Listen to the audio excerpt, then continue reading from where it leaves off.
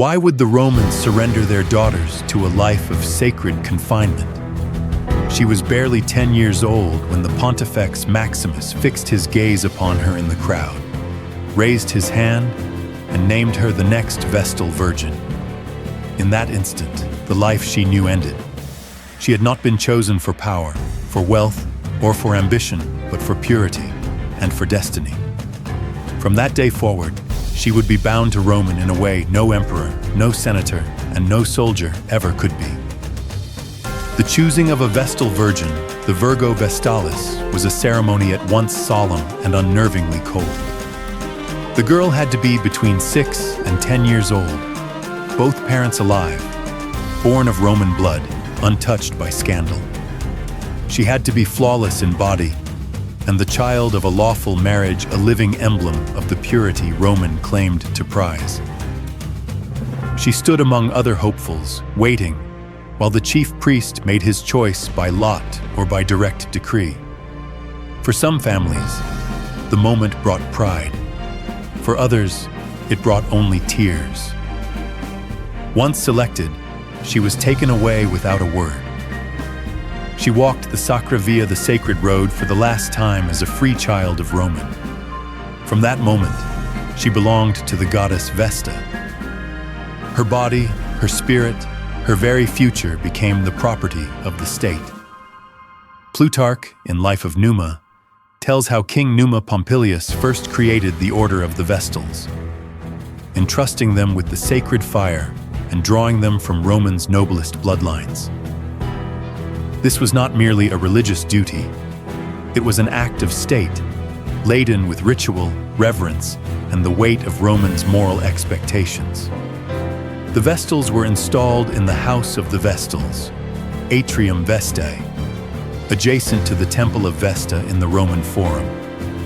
There, under the strict supervision of senior Vestals and priests, she would spend the next 30 years in service, 10 years learning, 10 years performing, and 10 instructing.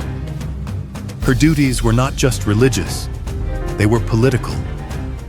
The flame she would guard symbolized Roman's eternal life, and her chastity was seen as a direct reflection of the state's moral integrity. These girls were bound not by chains, but by laws more ironclad than any prison wall.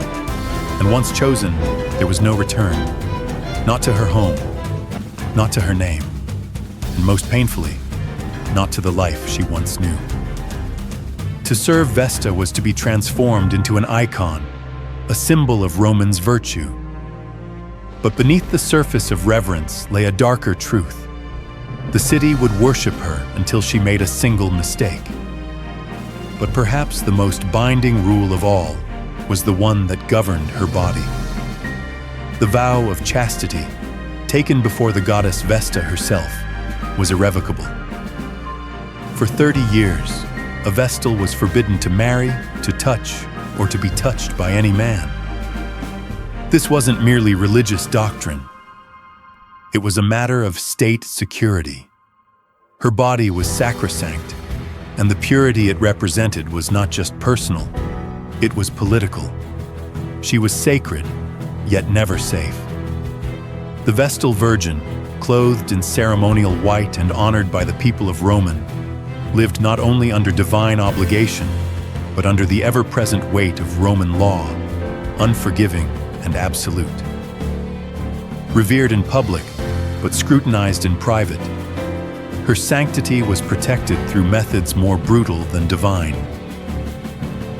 What happened when even the most revered women in Roman made a mistake?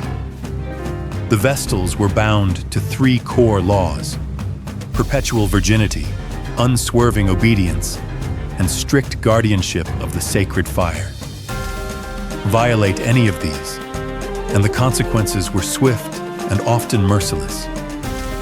If the eternal flame in the Temple of Vesta ever went out, it was not merely seen as a ritual failure, it was a dire omen for the Roman state.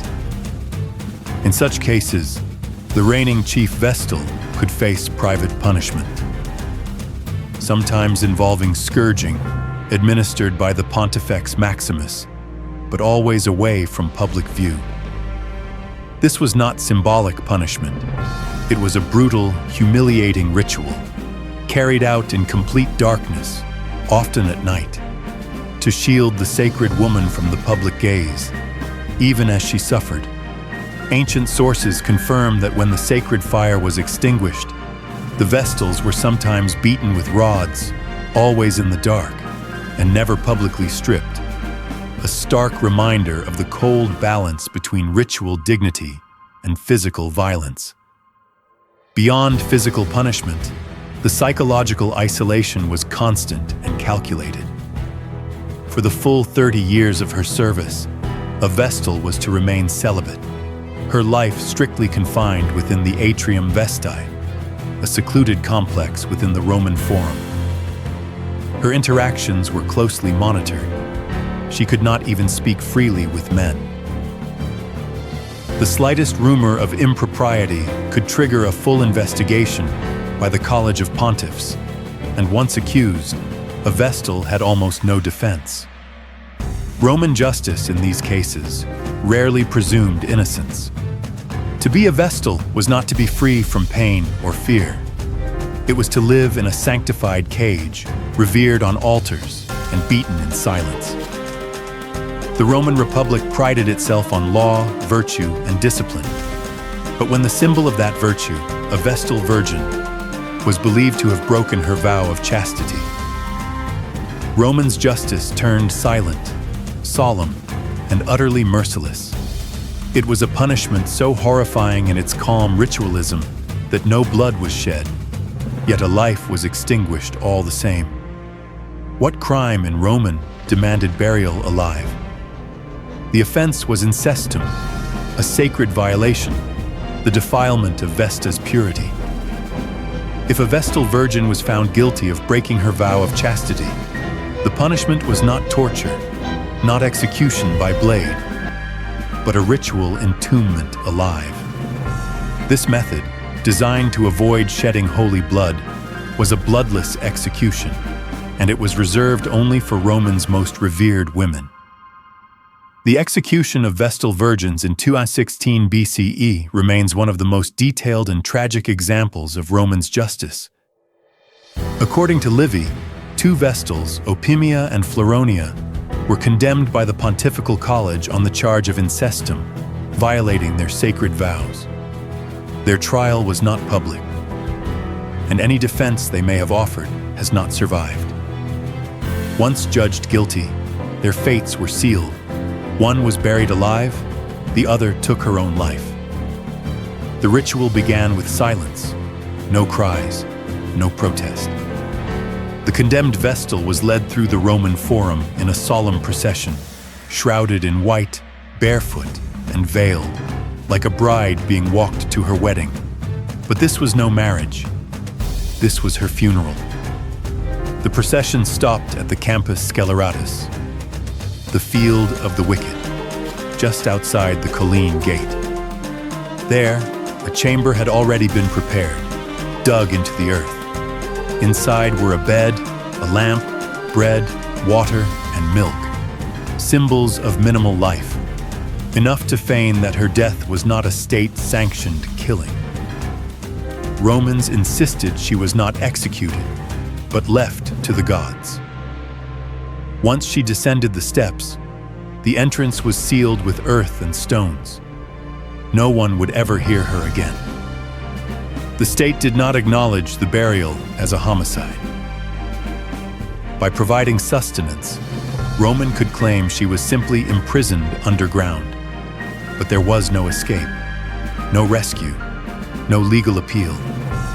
When her air ran out, so did her life, and with it, any doubt Roman was capable of enshrining brutality in the name of virtue. The ritual never included a public spectacle of death. That was the point.